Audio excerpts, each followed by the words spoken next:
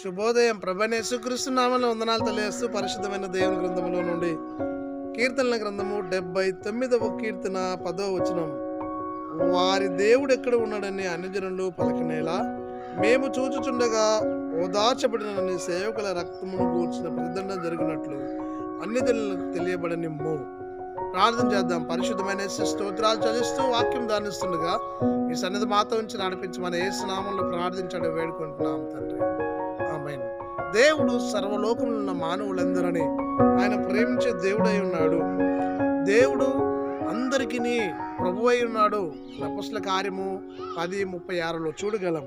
కాబట్టి ప్రియ సహోదరి సహోదరుడా, అన్ని జనులను విశ్వాసులను అందరూ కూడా ప్రభువునందు విశ్వాసం ఉంచి దేవునిలో కొనసాగాలని ప్రభు ఈ లోకానికి వచ్చి మానవులందరి పాపం కొరకు చనిపోయి తిరిగి లేచినాడు.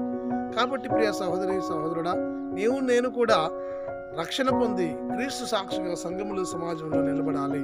దేవుని చిత్తాన్ని నెరవేర్చి ఆయన ఉద్దేశంలో ఆయన సంకల్పంలో ఆయన యొక్క ప్రణాళికను మనం నెరవేరుస్తూ ప్రభువుకు మహిమ తెచ్చే కుమార్తెగా ఈ లోకంలో ఉంటూ ప్రభువును గణపరిచేటటువంటి సంఘముగా సేవకునిగా సేవకురాలుగా ఉన్నట్లు పరిశుద్ధాత్మ దేవుడు తోడే ఉండి నడిపించి దీవించిన గాక.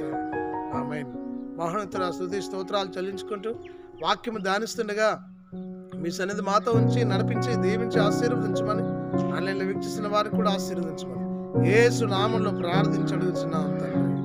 ఆమేన్. తండ్రి కుమార పరిశుద్ధాత్మ త్రియేక దేవుడు సదాకాలం తోడై ఉండి దీవించి ఆశీర్వదించును గాక. ఆమేన్.